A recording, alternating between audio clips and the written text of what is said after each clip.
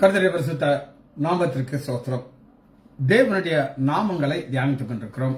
இன்றைக்கு நம்ம சேனைகளின் கர்த்தர் யெகோவா சபயோத் நாமத்தை இன்னைக்கு நம்ம தியானிக்க இருக்கிறோம். ஜெபத்துடன் இந்த செய்திக்குள்ளே கடந்து செல்லும்.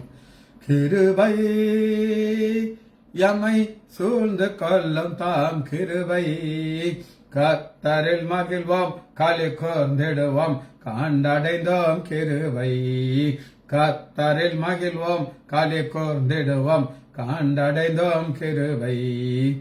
யோர்தானை கடந்து வந்தோம் எங்கள் தேவனில் பலனடைந்தோம், யோர்தானை கடந்து வந்தோம் எங்கள் இயேசுவில் பலனடைந்தோம். சேனையின் கர்த்தர் முன்னே நடந்தார், சோர்வின்றி காத்து கொண்டார். சேனைகளின் கர்த்தர் முன்னே நடந்தார், சோர்வின்றி காத்து கொண்டார். கிருபை எமை சூழ்ந்து கொள்ளும் தாம் கிருபை, கர்த்தரில் மகிழ்வோம் களி கூர்ந்திடுவோம் கண்டடைந்தோம் கிருபை. தேசமே பயப்படாதே, எங்கள் தேவன் கிரியை செய்கிறார். தேசமே பயப்படாதே, எங்கள் இயேசு கிரியை செய்கிறார். தேசத்தின் நன்மை சேமம் அருள்வார், தாசர்கள் வேண்டிடுவோம். தேசத்தின் நன்மை சேமம் அருள்வார், தாசர்கள் வேண்டிடுவோம். கிருபை எமை சூழ்ந்து கொள்ளும் தாம் கிருபை, கர்த்தரில் மகிழ்வோம் களி கூர்ந்திடுவோம் கண்டடைந்தோம் கிருபை. கர்த்தர் இவ்வாண்டினிலே பெரும் காரியம் செய்திடுவார், கர்த்தர் இவ்வாண்டினிலே பெரும் காரியம் செய்திடுவார். தேசத்தின் நன்மை சேமம் அருள்வார், தாசர்கள் வேண்டிடுவோம். கால் வைக்கும் தேசம் இயேசு தருவார், காத்திருந்தே அடைவோம். கிருபை எமை சோழ்ந்து கொள்ளும் தாம் கிருபை, கர்த்தரில் மகிழ்வோம் களி கூர்ந்திடுவோம் கண்டடைந்தோம் கிருபை.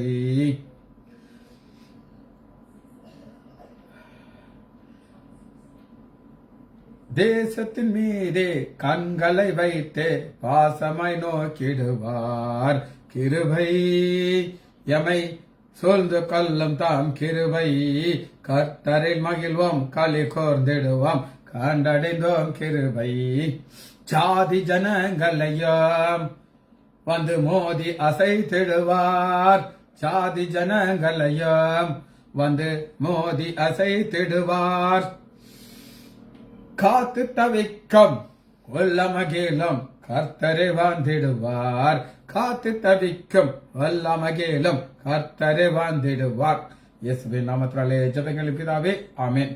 கர்த்தருடைய பரிசுத்த நாமத்திற்கு ஸ்தோத்திரம். Leela praise Lord, Daniel, Rajesh praise Lord. நம்ம தொடர்ந்து ஒரு செய்தியை தியானித்துக் கொண்டிருக்கிறோம். நாமம். இந்த நாமத்துல இன்னைக்கு ஒரு நாமத்தை தியானிக்க இருக்கிறோம்.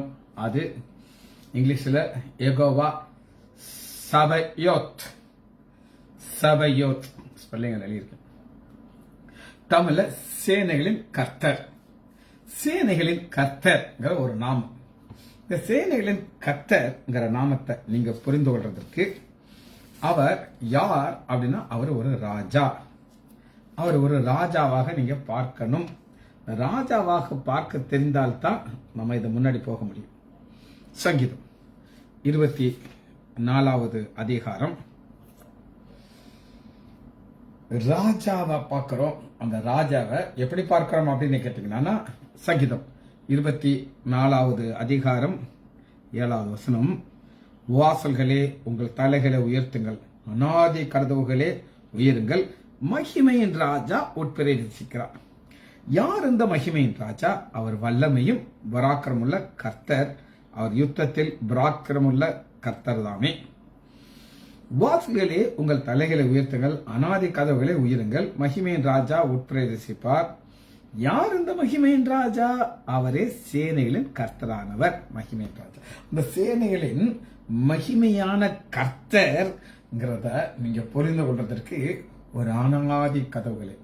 அநாதிங்கிற வார்த்தையை எப்ப புரிந்து கொள்ளணும் அப்படின்னா, உலக தோற்றத்துக்கு முன்னாடியே உண்டானது அனாதி, என்றென்றும் இருக்கிறது. அந்த கதவுகள் உயரணும். சரி, இப்ப நான் உங்களுக்கு வசனத்தை நான் உங்களுக்கு காமிச்சிட்டேன். அது என்ன வசனம்? நாமம், மகிமையின் ராஜா, சேனைகளின் கர்த்தர். அந்த சேனைகளின் கர்த்தர் அப்படின்னா என்ன அர்த்தம்னா, இது தேவனுடைய நாமத்தில் இருக்கிற தன்மை, பண்புகள், சகலத்தையும் உண்டு. அவர் அன்பா இருக்கிறாரா? எஸ், அன்பா இருக்கிறார். தேவன் அன்பா இருக்கிறார். ஆனால் இங்க ஒரு யுத்தத்தை நம்ம பார்க்கிறோம். யுத்தம் அப்படின்னு வரும்பொழுது அதுக்கு ஒரு செட்டப் இருக்கும். 10 பேருக்கு ஒரு தலைவர், 100 பேருக்கு ஒரு தலைவர், 1000 பேருக்கு ஒரு தலைவர், 10,000 பேருக்கு ஒரு தலைவர், எல்லாத்துக்கும் சேர்த்து ஒரு தலைவர், அவங்க எல்லாத்துக்கும் மேல ராஜா. இந்த ஸ்ட்ராட்டஜி தான் இப்படிதான் இருக்கும். இதுல நம்ம பார்க்கிறது என்ன அப்படின்னு பாத்தீங்கன்னா, இது 250 முறை வருகிறது. இந்த ராஜா நோக்கம் என்ன அப்படின்னு கேட்டீங்கன்னா, அவர் ஒரு யுத்தத்தை நடத்துகிறவர். அந்த யுத்தத்தை நடத்தும் பொழுது அவருக்கு ஒரே ஒரு நோக்கம் தான் இருக்குங்க. அது என்னன்னு நம்ம பார்க்க போறோம். வாசிப்போம். யாத்ராகமம் 14வது அதிகாரம் 14வது வசனம். இப்ப இஸ்ரேல் மக்களுக்கும் எகிப்திற்கும் விரோதமாக யுத்தம் நடக்குது. இந்த யுத்தத்துல ஆண்டவர் ஒரு வாக்கு தத்தத்தை கொடுக்கிறார். என்ன கொடுக்கிறார் அப்படின்னு கேட்டீங்கன்னா, 14:14 கர்த்தர் உங்களுக்காக யுத்தம் பண்ணுவார், நீங்கள் சும்மா இருப்பீர்கள். கர்த்தர் உங்களுக்காக யுத்தம் பண்ணுவார். ஏன்னா அவருடைய நாமம் சேனைகளின் கர்த்தர்கள். இதுக்கு முன்னாடி நம்ம பார்த்தோம் சர்வ வல்லவர். அந்த நாமத்துள்ள ஒரு பவர் என்னங்கிறத நம்ம தியானிச்சோம். ஆனா இங்க அந்த சர்வ வல்லவருடைய நாமம் தான் நீங்க மறந்துருக்கு. யுத்தம், வார். இந்த யுத்தங்கிறது என்ன அப்படின்னு கேட்டீங்கன்னா, அங்க ஒரு காரியத்தை அவர் செய்ய போகிறார். என்ன செய்ய போகிறார் அப்படின்னு கேட்டீங்கன்னா, 18வது இப்படி நான் பார்வோனாலும் அவன் ரதங்களினாலும் அவன் குதிரையினாலும் மகிமைப்படும் பொழுது நானே கர்த்தர் என்பதை எகிப்தியர்கள். ஒரு யுத்தத்தை ஏன் அவர் நடத்துகிறார் அப்படின்னு கேட்டீங்கன்னா, இதான் நானே கர்த்தர். அந்த மகிமை அவர் கிடைக்கும். ஏன் அப்படின்னு கேட்டீங்கன்னா, எகிப்து முழுவதும் கடவுள்கள் தான். உங்களுக்கு நான் ஏற்கனவே சொல்லியிருக்கேன், பார்வோனே ஒரு கடவுள் தான், நைல் நதி ஒரு கடவுள், சூரியன் ரா ஒரு கடவுள், தவளை ஒரு கடவுள், எலி ஒரு கடவுள், இப்படி பல கடவுள்கள் இருக்காங்க. அதெல்லாம் கடவுள் கிடையாது. ஒரு யுத்தத்தை நான் நடத்த போகிறேன். காரணம், என்னுடைய பெயர் சேனைகளின் கர்த்தர் யெகோவா சபயோத். அந்த யெகோவா சபயோத் நடத்துகிற யுத்தத்தின் மூலமாக என்ன நடக்கணும் பாத்தீங்கன்னா, இதான் நடக்கும். எகிப்தியர்கள் அறிந்து கொள்ளணும். அறிந்து கொண்டாங்களா? அறிந்து கொண்டாங்க. அதுக்கு ஆண்டவர் எதை யூஸ் பண்ணாருன்னா ஆச்சரியமா இருக்கும். மேகம் பாருங்க, 14வது அதிகாரம் 19வது வசனத்துல, அப்பொழுது இஸ்ரவேலர் சேனைக்கு முன்பாக நடந்த தேவதூதனான ஆண்டவராகிய இயேசு விலகி அவர்கள் பின்னாக நடந்தார். அவர்களுக்கு முன்பாக இருந்த மேகஸ்தம்பம் விலகி அவர்களுக்கு பின்னாக சென்றது. ஆண்டவராகிய இயேசு கிறிஸ்து பின்னாடி வராரு, மேகஸ்தம்பமும் பின்னாடி வருது. இந்த நேரத்தில் என்ன நடக்குது அப்படின்னு கேட்டீங்கன்னா, அது எகிப்தியர் சேனையும் இஸ்ரேல் சேனையும் ராமிலிருந்து ஒன்றோடு சேராதபடிக்கு நடுவுல வந்துருந்தது, சென்ட்ரல் வந்துருச்சு. இப்ப இந்த மேகஸ்தம்பத்தையும் நம்முடைய ஆண்டவராக இயேசு கிறிஸ்தையும் கடந்து அவங்க வர முடியாது. அவங்களுக்கு இன்னும் செங்கடல் 2 பிளக்கல, நடந்து வந்துட்டு இருக்காங்க. பின்னாடி அது பார்வனுடைய ஸ்பெஷல் ராணுவம், எல்லா ராணுவமும் அங்கிருந்து கிளம்பி வந்துருச்சு. இவங்க நினைச்சாருன்னா ஃபுல் ஸ்பீட்ல வந்து வெட்டி தள்ளிட்டு போய்கிட்டே இருக்கலாம். அப்ப இது பேர் ஸ்ட்ராட்டர்ஜி. ஸ்ட்ராட்டர்ஜி அப்படின்னா என்ன அப்படின்னு நீங்க கேட்டீங்கன்னா, யுத்த தந்திரம். யுத்தத்துல பிளான்ஸ் எப்படி நடக்கணும், எப்படி செய்யணுங்கிறது ஆண்டவர் பிளான் பண்ணி, நான் தான் யுத்தத்தை நடத்த போகிறேன். நான் ஒரு சின்ன சேஞ்ச் நடத்துகிறேன். என்ன சேஞ்ச் அப்படின்னு கேட்டீங்கன்னா, விலகி பின்னாடி சென்று 20 அது எகிப்திய சேனையும் இஸ்ரேல் சேனையும் ரா முழுவதும் ஒன்றோடு சேர்ந்து நடுவில் வந்தது. எகிப்தருக்கு அது மேகம் அந்தகாரமா இருந்தது, இஸ்ரேலுக்கோ அது வெளிச்சம் இருந்துச்சு. ஆப்போசிட். அவங்களுக்கு தடவிட்டு இருக்காங்க, இருட்டு. என்னையா அது, எப்படி போகணும், நேரா போகணுமா, வடக்க போகணுமா, தெற்க போகணுமான்னு தெரிய மாட்டேங்குது. ரொம்ப குழப்பம் யாருக்கு வந்திருக்குன்னா பார்வனுக்கு. ஏன்னா அவன் தான் முன்னாடி போயிட்டு இருக்காரு. அவருடைய சேனை வந்து ஸ்பெஷல் சேனை. அதில் எப்படி இருக்கும்னு நான் நினைக்கிறேன் அப்படின்னு கேட்டிங்கன்னா, இந்த சைடில் அப்படியே சுற்றி வெற்றாப்புல நிறைய கத்தி மாதிரி இருக்கும். அது ஸ்பீடாக போச்சுன்னா சைடில் இருக்க அத்தனை பேர் வெட்டி தள்ளிட்டு போயிடும். அது இஸ்ரவேலருக்கோ அது இரவே வெளிச்சமாச்சு. லைட் இப்போ நீங்கள் பார்த்தீங்கன்னா இங்கே ஒரு லைட் போட்டிருக்கு, பின்னாடி ஒரு லைட், எல்லா லைட்டையும் சேர்ந்து தான் என் மூஞ்சி தெரியும். திடீர்னு கரண்ட் போயிடுச்சுன்னா மூஞ்சி பிளாக் ஆகி போயிடும். இது நீங்க என் முகத்தை பார்க்கறதுக்கு நான் போட்டிருக்கிற லைட். ஆனா அவங்க ஒரு யுத்தத்தை நடத்துறாங்க. யுத்தத்துல இப்ப அடுத்து என்ன நடக்கணும் அப்படின்னு கேட்டீங்கன்னா, எகிப்தியர் அறிவார்கள் இவர் தான் யுத்தத்தை நடத்துகிறாரு, இவர் தான் யெகோவா சபோத்துங்கிற நாமத்தை உடையவர் சொல்லி. இஸ்ரவேல் புத்திரர் சமுத்திரத்தின் மெட்டாந்தில் நடந்து போகிறார்கள். வலதுபுறத்திலும் இடதுபுறத்திலும் ஜலம் மதிலாக நின்றது. அப்பொழுது எகிப்தியர் அவர்களை தொடர்ந்து பார்வோனுடைய சகல குதிரைகளும், பார்த்தீங்களா, பார்வோனுடைய ரதங்களும் குதிரைகளோடு பின்னாடி சமுத்திரத்தில் பிரவேசிக்கிறார். கிழக்கு வெளுத்து வருகிற சாமத்திலே கர்த்தர், இங்க பாருங்க, யெகோவா சேனையின் கர்த்தர் பிக்சருக்குள்ள வர்றார். இது வர இன்டைரக்டா வந்து டைரக்டா உள்ள வர்றார் பாருங்க. கர்த்தர் அக்கினியும் மேகமான ஸ்தம்பத்திலிருந்து எகிப்தின் சேனைகளை பார்த்து அவர் சேனைகளை கலங்கடித்து. கலங்கடிக்கிறதுனா என்ன அப்படின்னு கேட்டீங்கன்னா, எப்படின்னு டைரக்டா நமக்கு தெரியாது, ஆனா பயமுறுத்துவார். இவங்கெல்லாம் எத்தனையோ யுத்தத்தை பார்த்தவர்கள், இவர்களை பயங்காட்டுறது லேசு கிடையாது. கலங்கடிக்கிறார்னா அவரு, நான் நினைக்கிறேன் என்னுடைய இமேஜினேஷன்ல அப்படியே ஒரு பெரிய வானத்திற்கும் பூமிக்கும் அப்படி உயரத்துல ஒரு ஜெய்ஜாண்டிக்கா, அவர் முகத்தை பார்க்க முடியாது, ஒரு கையில ஒரு வாழை வச்சிருப்பாரு, ஸ்வாங் ஸ்வாங் ஸ்வாங்னு ஆட்டுவார். அது அப்படியே வெளிச்சம் வந்துகிட்டே இருக்கும். இங்க பாக்குறாங்க, ஐயோ இதுக்கு கூட நாங்க எப்படியா சண்டை போடுறது, இப்படி ஒருத்தர் வானத்துக்கும் பூமி இருக்காரு, வசனம் சொல்லுது வானம் என்னுடைய சிங்காசனம் பூமி என்னுடைய பாதபடி. அப்படி பார்க்கிற நம்முடைய யெகோவா சபையோத்தை பார்த்து கலங்கடிக்கிறார். அவள் எகிப்தியர்களை தொடர்ந்து கலங்கடித்து 25 அவர்களுடைய ரதங்களில் இருந்த உருளைகளை கலட்டவும் தங்கள் ரதங்களை வர்த்த உருளைகளை கலற்றார்கள். அந்த உருளைகளை கலட்ட குறித்து நான் உங்களுக்கு ஒரு கதை சொல்லியிருக்கேன், திரும்ப எனக்கு சொல்ல ஆசை. சரி, ஒரு ராஜாவுக்கு ஒரு அருமையான ஒரு குதிரை, 2 எகிப்தியர் ஒயிட் கலர்ல குதிரை இருந்துச்சு. அப்புறம் அவர் ஒரு சேரட் வச்சிருந்தார். சேரட் வந்து ஃபுல்லா கோல்டு, தங்கத்துல தக்க தக்க தக்க தக்கன்னு இருக்கும். இது ஒரு கற்பனை கதை. அந்த குதிரைகள் என்ன சொல்லுது, எல்லா ஊர்ல இருந்து மக்கள் வருவாங்க, வண்டி கட்டிக்கிட்டு சாப்பாடெல்லாம் கையில வச்சுக்கிட்டு ராஜாவுடைய ரதத்தை அன்னைக்கு வெளியே நிப்பாட்டியிருப்பாங்க. பார்க்கறதுக்கு எங்களுக்கு ஒரு சான்ஸ் கொடுத்துருக்காங்க, நான் வந்து பார்ப்போம்னு அப்படியே ஆன வாயை பிளந்து பார்க்குறாங்க. அப்போ அந்த குதிரைகள் என்ன சொல்லுதுன்னா, ரஜத்தை பார்த்து, இவர் என்னைய பார்க்கத்தான் எல்லாரும் வந்திருக்காங்க அப்படின்னு சொன்னாங்க. அவரதான் அந்த ரதம் சிரிக்குமா, கக்கன்னு, இவர் நீ கொஞ்ச நாள் செத்து போயிடுவேன், உனக்கு வயசாயிரும், உன்னைய தூக்கிட்டு வேற குதிரையை கொண்டு வந்துடுவாங்க, நாங்கள் எங்களுக்குலாம் வயசாகாது, எப்படி இருக்கணும் பார்த்தியா அப்படி நிற்கணும் பார்த்தியான்ட்டு 2 சண்டை போடுறாங்க. பைய அந்த ஆணி அச்சாணி சொல்லுதான், உங்க 2 பேரை விட நான் தான் முக்கியமானவன், என்னைய பார்க்கத்தான் எல்லாம் வர்றாங்க. 2 சேர்ந்து கக்கா பக்கம் சிரிக்கிறான். நான் முக்கியம் இல்லையா, ஒன்னே பாரு நீ லூசு பா அப்படின்னு 2 அச்சானே அது நைஸா கலந்துருவான். ராஜா வர்றாரு, மேலே ஏற்றி ஓடுறாரு, டக்கு டக்கு டக்கு டக்குன்னு. கொஞ்சம் தூரம் ஓடுறதுக்குள்ள 2 சக்கரம் கலண்டு போகுது. அந்த குதிரை அப்படியே கீழே விழுகுது. அந்த ரதம் அப்படி உடஞ்சி பீஸ் பீஸ் ஆகுது. எதுக்காக இந்த கதையை சொல்லுகிறேன் அப்படின்னு கேட்டீங்கன்னா, ஆண்டவர் எல்லாத்துக்கும் ஒரு முக்கியத்துவம் கொடுத்திருக்காரு.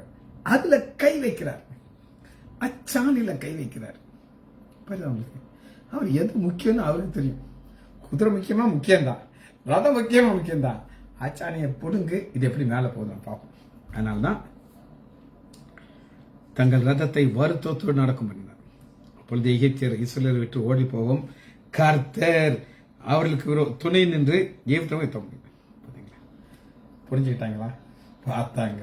கடவுளே அவர் யெகோவா சபயோத் சேனைகளின் கர்த்தர் ஆக்ஷன் வந்துட்டார், நம்ம ஜூட்டா ஓடி போயிடணும் அப்படின்னு சொல்றேன். சரி, இப்ப இதை நீங்க புரிந்து கொள்றதற்கு ஏசாயா 13வது அதிகாரம் 13வது வசனத்தை வாசிக்கணும். ஏசாயா 13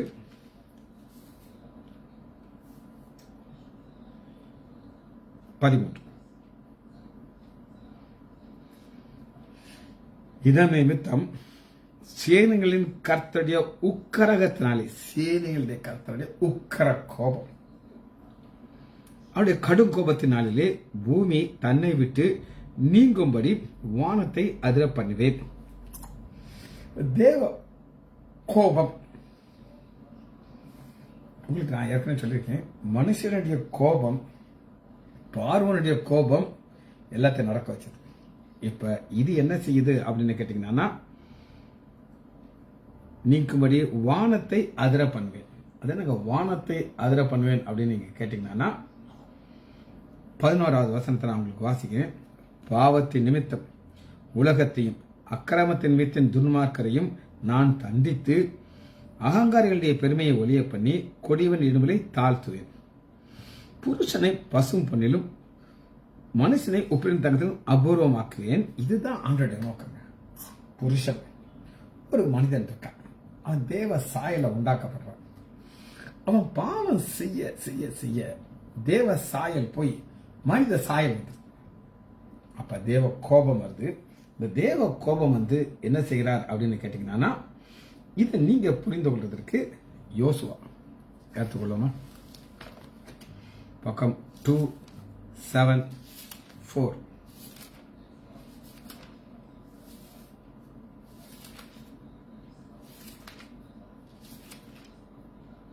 யோசுவா 5வது அதிகாரம்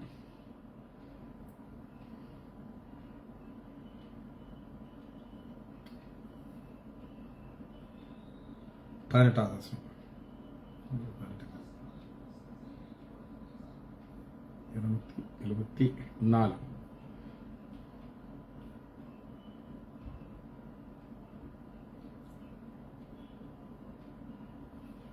தேவனுடைய கோபம் எப்படி வெளிப்படுதுன்னா, 5வது அதிகாரம் 14வது வசனம். இங்க நம்ம பார்க்கிறோம், நம்ம எல்லாருக்கும் தெரிஞ்ச வசனம். சேனையின் அதிபதி நம்முடைய ஆண்டவராக இயேசு கிறிஸ்துவை நம்ம பார்க்கிறோம். எப்படி பார்க்கிறோம் அப்படின்னு கேட்டீங்கன்னா, பின்பு யோசுவா எரிகோவின் வெளியிலிருந்து தன் கண்களை ஏறெடுத்து பார்க்கும்பொழுது, இதோ எதிரே நிற்கிற ஊரிவன பட்டயம் அவர் கையில் இருக்கு. நீர் யாரை சேர்ந்தார்? அதற்கு சேனையின் அதிபதியா இவன் தனது நாமத்தை வெளிப்படுத்துகிறார். நான் சேனையின் அதிபதி யெகோவா சபை யோத் அப்படின்னு வெளிப்படுத்துகிறார். காரணம் என்ன அப்படின்னு கேட்டீங்கன்னா, யுத்தம். இது என்ன அப்படின்னு கேட்டீங்கன்னா, 6வது அதிகாரத்துல எரிகோ தகர்க்கப்படும். எரிகோ ஒரு பெரிய மதிலா இருக்குது, இது அவங்களால கடந்து போக முடியாது. பாருங்க, 6வது அதிகாரம் முதல் எரிகோ இஸ்ரவேலுக்கு புத்திரராக அடைக்கப்பட்டுள்ளது. ஒருவனும் வெளியே போக முடியாது, உள்ளே வர முடியாது. ஆண்டவர் என்ன செய்யறார் அப்படின்னு கேட்டீங்கன்னா, தன் குமாரனாகிய இயேசு கிறிஸ்துவ அனுப்பிட்டார். இவர் பார்த்துக் கொள்வார் எல்லாத்தையும். அவர் எப்படி பார்த்துக் கொள்வார் அப்படின்னு கேட்டீங்கன்னா, ஒரு பிளான், எல்லாத்துக்கும் ஒரு பிளான் இருக்கு. இந்த பிளான் மீறி எதுவுமே செய்ய முடியாது. இது ரொம்ப சிம்பிள் பிளான். என்னன்னா, நீங்க ஆண்டவரை துதிக்கணும். துதிக்க துதிக்க துதிக்க அந்த கோட்டை விழும். பாருங்க, 16 வசனம். யோசுவா 6:16. 7ஆம் தரம் ஆசாரியர் எக்காம்பர முதுகிலே யோசுவா ஜனங்களுக்கு நோக்கி, ஆர்ப்பரியுங்கள், பட்டணத்தை கர்த்தர் உங்களுக்கு ஒப்பு கொடுத்தார். எல்லாம் தட தட தட விழுகுது. இது என்ன அப்படின்னு கேட்டீங்கன்னா, கர்த்தருடைய பிளான். யெகோவா சபாத்தால தான் மட்டும் முடியும், எந்த மனுஷனாலும் செய்ய முடியாது. சரி, இப்ப இன்னொரு யுத்தத்தை நான் உங்களுக்கு காட்ட போகிறேன். எடுத்துக்கொள்ளுமா, யாத்ராகமம், சரி, ஆதியாகமம் 32வது அதிகாரம் எடுத்துக்கொள்ளுங்க. ஆதியாகமம் 32வது அதிகாரம். யாக்கோபு ஒரு பிரச்சனை. அண்ணே 400 பேரோட வர்றார், மாமனாரே நீ ஹெல்ப்புக்கு வரமாட்டார். ஒரு தூணை நிப்பாட்டியாச்சு, இதை கவிட்டு நான் வரமாட்டேன். இப்ப 100% யாக்கோபு ஆண்டவரை மாத்திரம் சார்ந்துக்கணும். ஆண்டவர் என்ன செய்யறாரு அப்படின்னு கேட்டீங்கன்னா, நான் யுத்தத்துக்கு நான் தான் செய்ய போறேன், இதை நீ நம்புறதுக்கு காணக்கூடிய ஒரு காரியத்தை அனுப்புகிறார். 32வது அதிகாரம் 1 வசனம், யாக்கோபு பிரயாணம் பண்ணிகளே தேவ தூதர்களை அவன் சந்தித்தான். தேவ தூதர்கள், ஆண்டவர் தேவ தூதர்கள் எதுக்காக வைத்திருக்கிறார் அப்படின்னு கேட்டீங்கன்னா, நம்மளை பாதுகாக்கிறது. ஆசைப்படுமா? 2வது யாக்கோபு அவர்களை கண்டபொழுது இது தேவருடைய சேனை என்று அந்த ஸ்தலத்திற்கு மக்னாயிம் என்று பெயரிட்டார். மக்னாயிம். இந்த மக்னாயிம்ங்கிற பேரை போட்டுட்டு ஒரு கெத்தாயிருவார். ஏசா வரட்டும், எனக்கு பிரச்சனை இல்லை. அப்ப ஏசா வர்றாரு. வரும்போது ஆண்டவர் அவருக்கு என்ன பலன் கொடுக்கிறார் அப்படின்னு நீங்க கேட்டீங்கன்னா, சங்கீதம் இது ஒரு கையில வச்சுக்கோங்க. 146வது அதிகாரம் 5வது 146:5 யாக்கோபின் தேவனை, இந்த யாக்கோபுக்கு தான் அனுப்புறாரு. தேவனை தன் துணையாய் கொண்டிருந்து தன் தேவனாய கர்த்தர் மேல் நம்பிக்கையாயிருக்கணும் பாக்கியவான். இந்த யாக்கோபை எத்தனை ஆனாலும் அவனுக்கு ஆண்டவருக்கு ரொம்ப பிடிக்கும். ஏன் பிடிக்கும் அப்படின்னு கேட்டீங்கன்னா, அவன் எப்பவுமே ஆண்டவரை சார்ந்து கொண்டிருப்பான். அதனாலதான் யாக்கோபு தேவனை தன் துணையாய் கொண்டிருந்து தன் தேவனாய கர்த்தர் மேல் நம்பிக்கையா இருக்குன்னு அவனுக்கு என்ன ஆசீர்வாதம் கொடுப்பாரு அப்படின்னு கேட்டீங்கன்னா, பாதுகாப்பு, ஸ்பெஷல் பாதுகாப்பு, சேனைகளின் கர்த்தர் கொடுக்கிற பாதுகாப்பு, மக்னாயிம்.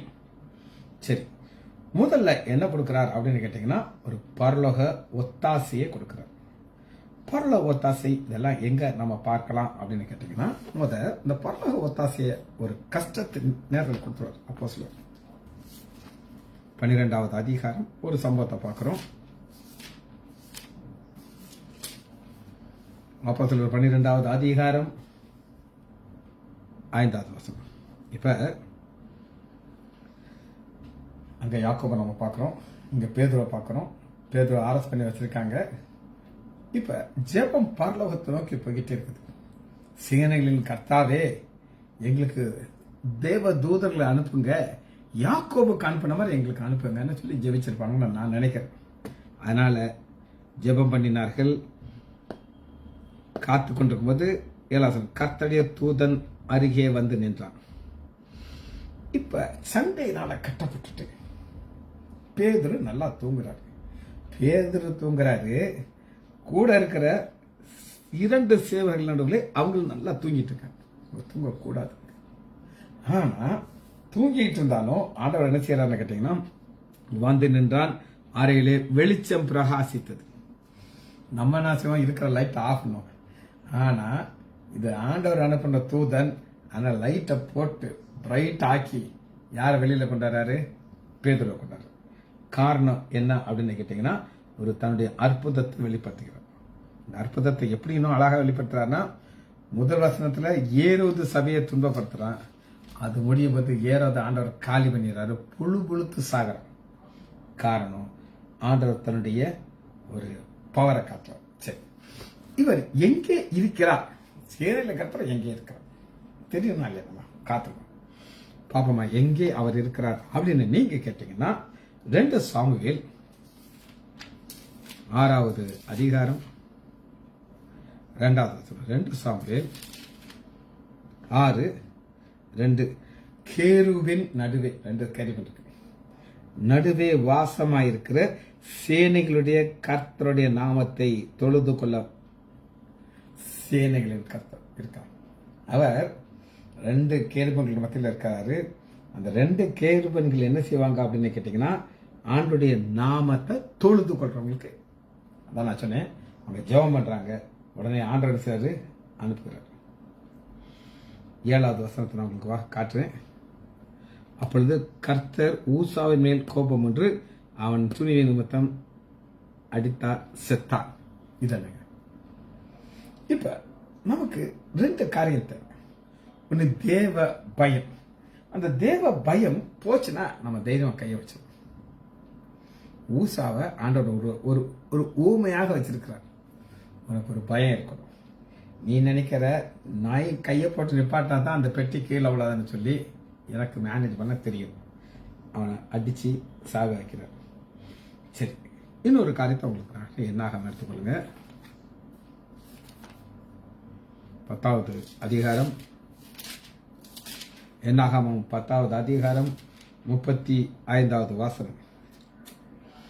பெட்டியானது புறப்படும் பொழுது மோசே கர்த்தாவே எழுந்தருளும். பெட்டியில நடுவில் 2 கேருபீன் இருக்காங்க. அந்த கேருபீன் நடுவில் யார் இருக்கிறார்? சேனைகளின் கர்த்தர் இருக்கிறாரு. அப்ப ஒரு ஜெபத்தை நம்ம பார்க்கணும். கர்த்தாவே எழுந்தருளும், உடைய சத்துருக்கள் சிதறடிக்கப்படுவார்கள். அப்படிங்களா? அந்த சேனைகளுடைய கர்த்தரை அப்புறம் நம்ம அப்படித்தான் பார்க்கணும். இங்க அன்பா இருக்கிறீங்க ஆண்டவரே, எங்க பிதா, நீ சர்வ வல்ல எல்லாம் இருக்குது. இல்ல நான் சொல்ல மாட்டேன். ஆனா இந்த பெட்டி புறப்படும் போது என்ன சொல்றாங்கிறது ரொம்ப ரொம்ப முக்கியம். 2 கேருபீன் நடுவில் இருக்கிற ஆண்டவரே, நீ சேனைகளின் அதிபர், அதனால என்ன சொன்ன? எழுந்தருளும், உம்முடைய சத்துருக்கள் சிதறடிக்கப்படுவார்களாக, உம்மை பகைக்கிறவர்கள் உமக்கு முன்பாக ஓடி போவார்களாக. அது தங்கும் போது கர்த்தாவே அநேக ஆயிரங்கள் இஸ்ரவேலர்கள் உம்முடைய திரும்புவார்கள். ஏன் திரும்புவாங்க? அவங்களுக்கு தெரியும் சேனைகளின் கர்த்தர் அங்க இருக்காரு, எங்களுக்காக அவர் யுத்தம் பண்ணுவாரு. இதனால எங்களுக்கு கிடைக்கக்கூடியது ஒரு பெரிய ஆசீர்வாதம் என்னன்னா ஜெயம். சரி, ஆண்டவர் என்ன செய்யறாருன்னா ஒரு யுத்தத்தை நம்ம பார்த்து இந்த செய்தியை முடிக்க போகிறோம். ஒரு யுத்தத்தை பார்க்க போகிறோம். எடுத்துக்கொள்ளுமா? 2 நாளாகமம் 20வது அதிகாரம் முதல் வசனத்திலிருந்து நம்ம பார்க்க போறோம். 2 நாளாகமம் 20வது அதிகாரம் முதல் வசனத்துல யோசாபாத். இந்த யோசாபாத்துக்கு விரோதமாக எவ்வளவு பேர் வந்திருக்காங்கன்னா கடல் கரை மணல் அத்தனையாக எதிரிகள் வந்துட்டாங்க. இவர் ஒரு காரியத்தை செய்கிறார். என்ன செய்யறாரு அப்படின்னு கேட்டீங்கன்னா 3வது வசனத்துல யூதாவுக்கு உபவாசத்தை சொன்னார், கர்த்தரை தேடுறதுக்கு. இது ஒரு வித்தியாசமான காரியங்க. ஒரு யுத்தம் வந்துருச்சுன்னா நல்லா சாப்பாடு போட்டு கொளுத்த சாப்பாடை கொடுத்து எக்ஸசைஸ் பண்ணி பாடியை ஃபிட் பண்ணுவாங்க. ஆனா இவருக்கு தெரியும் இது எங்களால முடியாது, ஆண்டவரால தான் முடியும். எங்களுடைய இருக்கிற பலனையே நாங்க குறைக்க போகிறோம். குறைச்சி ஒரு உபவாசத்தை போடுறோம். குறிப்பு நம்பர் 1 உபவாசம். 2வது 6வது வசனத்தை நான் உங்களுக்கு வாசிக்கிறேன். குறிப்பு நம்பர், எங்கள் பிதாக்களின் தேவனாகிய கர்த்தாவே, பரலோகத்திற்கு நீரலோ தேவன், தேவரின் ஜாதிகளுடைய ராஜ்யத்தில் ஆளுகிறவர், உம்முடைய கரத்திலே வல்லமையும் பராக்கிரமும் ஒருவரும். இதுதான் அவரை குறித்த உங்களுடைய அறிவு. இதெல்லாம் நீங்க சொல்லி சொல்லி சொல்லி சொல்லி ஆண்டவரை மகிமைப்படுத்துகிறது, உயர்த்துகிறீர்கள். அது 2வது குறிப்பு. 6வது வசனத்துல 7வது வசனம், எங்கள் தேவனாகிய நீர் உம்முடைய ஜனமாகிய உம்முடைய ஜனம். தெலுங்குல ஒரு வார்த்தை எனக்கு ரொம்ப பிடிக்கும், மணவாடு அப்படின்னா எங்க டாக்டர், நாங்க உங்க ஜன ஆண்டவரே அப்படின்னு சொல்றாங்க. இஸ்ரேல் முன்பாக துரத்திட்டு இது எங்களுக்கு கொடுக்கவில்லையா? ஆபிரகாமுக்கு கொடுத்தது எங்களுக்கு நீங்க கொடுத்துருக்கீங்கன்னு ஆபிரகாமை கொண்டாடுறாங்க. ஏன்னா ஆபிரகாமுடைய ஆசீர்வாதத்தை உள்ள கொண்டு வருகிறது. அடுத்த குறிப்பு 8வது வசனத்தை உங்களுக்கு வாசிக்கிறேன். ஆதலால் இங்கே குடியிருக்குது, இங்கே உங்களுடைய நாமத்திற்கென்று ஒரு பரிசு. நாமத்திற்கு என்ன நாமம் நினைக்கிறீங்க? யெகோவா சபையோத். யுத்தம் நடக்குது. தேவன் அன்பா இருக்கிறாங்கிற நாமம் கிடையாது, அவர் சர்வ வல்லவர்கிற நாமம் கிடையாது. யுத்த புருஷங்கிற நாமத்துக்கு ஒரு பலிபீடம் கட்டிட்டாங்க. ஆண்டவர் உடனே ஆக்ஷனுக்கு வந்துருவார். அப்போ என்னை உயர்த்துறாங்க, உபவாசம் போட்டு என்னை பார்க்குறாங்க, என் நாமத்துக்கு ஒரு பலிபீடத்தை கட்டிட்டாங்க. உமது நாமம். 9வது வசனம் பாருங்க, எங்கள் மேல் பட்டயமும் கொள்ளனையும் இருக்குது, உம்முடைய நாமம் இந்த ஆலயத்தில் விளங்குறபடினா. உம்முடைய நாமம் இந்த ஆலயத்தில் விளங்குதுன்னா என்ன அர்த்தம் அப்படின்னு நீங்க கேட்டீங்கன்னா, சாலமோன் 1 ராஜாக்கள் 8வது அதிகாரம் 44வது வசனத்துல என்ன ஜெபம் பண்ணினார் அப்படின்னு நீங்க கேட்டீங்கன்னா, 1 ராஜாக்கள் 8வது அதிகாரம் 44வது வசனத்துல வாசிக்கிறேன். நீர் உம்முடைய ஜனங்களை அனுப்பும் வழியிலே அவர்கள் தங்கள் சத்துருக்களோடு யுத்தம் பண்ண புறப்படும் பொழுது நீர் தெரிந்து கொண்ட இந்த நகரத்திற்கும் உங்களுடைய நாமத்திற்கு நான் கட்டின விண்ணப்பம் பண்ணினார். நீங்க கேட்டு நாமத்திற்கு எப்படி அந்த நாமத்தை கரெக்டா யூஸ் பண்றாரு பாருங்க. என்ன நாமம் நமக்கு தெரியும், யெகோவா சபாத். ஜெபம் பண்ணினால் நீங்க கேட்டு அவர் ரட்சிப்பீங்க. 11வது வசனம் 2 நாளாகமம் 20:11. இப்பொழுதும் இதோ அவர்கள் எங்களுக்கு நன்மைக்கு தீமைக்கு சரி கட்டி தேவரீர் எங்களுக்கு சுதந்திரிக்க பண்ண உங்களுடைய சுதந்திரத்தை திறந்தவர். அதாவது நீங்க கொடுத்த இடம் ஐயா, நீங்க பிச்சை போட்ட இடம் கானான் தேசத்தை நீங்க கொடுத்தீங்க, இங்க இருந்து துரத்தா பாக்குறாங்க. என்ன சிம்பிள் ரிக்வெஸ்ட் பாருங்க. ஒரு சில அப்படி கையை மூக்க சுத்துவாங்க, ஆனா டைரக்டா ராஜா சொல்லிட்டார் இது எங்களால முடியாது. இன்னும் அருமையாக என்ன சொல்கிறார் அப்படின்னு கேட்டீங்கன்னா 12 இந்த ஏராளமான கூட்டத்திற்கு முன்பாக நிற்க எங்களுக்கு பலன் இல்லை, நாங்கள் செய்ய வேண்டியது என்னென்று எங்களுக்கு தெரியாது, ஆகையால் எங்கள் கண்கள் உண்மை நோக்கி. ராஜா எந்த அளவுக்கு தன்னை தாழ்த்துகிறார் பாருங்க. அவருடைய யுத்த புருஷர்களை பார்க்க மாட்டேங்கிறாரு, ராஜான்னு பார்க்க மாட்டேங்கிறாரு. பலன் இல்லை ஆண்டவரே, எங்களால முடியல. ஆண்டவர் சொல்லுவாரு, முடியலன்னு சொல்லிட்டேல, இனி நான் ஆக்ஷனுக்கு வரப்போறேன். இது முடியலன்னு நீ சொல்லிட்டல, இனி ஏன் பொறுப்பு? பலன் இல்லை. 7வது அடுத்து பாருங்க, ஒரு பதில் வந்தது. 14வது வசனம் பாருங்க. கர்த்தருடைய ஆவி இறங்கியதுனாலே அவன் சொல்லுகிறான், யூதாவின் சகல ஜனங்களே எருசலேம் ராஜாவாய் யோசேப்பை கேள், நீங்கள் அந்த ஏராளமான கூட்டத்துக்கு பயப்படாமல் கலங்காமல். இந்த யுத்தம் உங்களுடையதுல தேவன் யெகோவா சபை அவர் யுத்தத்துக்கு வந்துட்டார். கவலைப்படாத, நீ செய்ய வேண்டியதெல்லாம் நீ செஞ்சிட்ட, சொல்ல வேண்டியதெல்லாம் சொல்லிட்ட, ஆவியானவர் சொல்லிட்டார். இதாங்க நம்ம என்ன செய்யணுங்கிறத தெளிவாக சேனைகளின் கர்த்தர் நாமத்துக்குள்ள இவ்வளவு காரியங்கள் இருக்குது. அடுத்து என்ன நடந்ததுன்னு கேட்டீங்கன்னா, கடைசியாக ரிசல்ட் ஜெயம். 26 4ஆம் நாள் பெராக்காவிலே கூடினார்கள், அங்கே கர்த்தருக்கு சோஸ்திரம் செலுத்தினார்கள். இந்நாள் வரை அதுக்கு பெராக்கா எனப்பட்டது. இதுதான் சீக்கிரம். ஜெபிச்சு படிப்போமா? மகா இரக்கமாம் கிருபையுள்ள பிதாவே, துதிக்கிறோம் ஐயா, உம்முடைய நாமம் சேனைகளின் கர்த்தர் யெகோவா சபாத்ங்கிற நாமத்தை நாங்கள் தியானித்தோம் ஐயா. இன்றும் எங்களுக்காக யுத்தம் பண்ணி கொண்டிருக்கிறோம். எவ்வளவோ காரியங்கள் தியானிக்க இருக்குது. இருந்தாலும் இதன் மூலமாக இன்னும் நாங்கள் அறிந்து கொள்றதுக்காக நன்றி ராஜா. பிள்ளைகள் ஒவ்வொருவரையும் என் ஆண்டவராகிய இயேசு கிறிஸ்துவின் நாமத்தினாலே ஆசீர்வதிக்கிறேன். இயேசுவின் நாமத்தால் ஜெபங்கள் பிதாவே. ஆமேன், ஆமேன், ஆமேன்.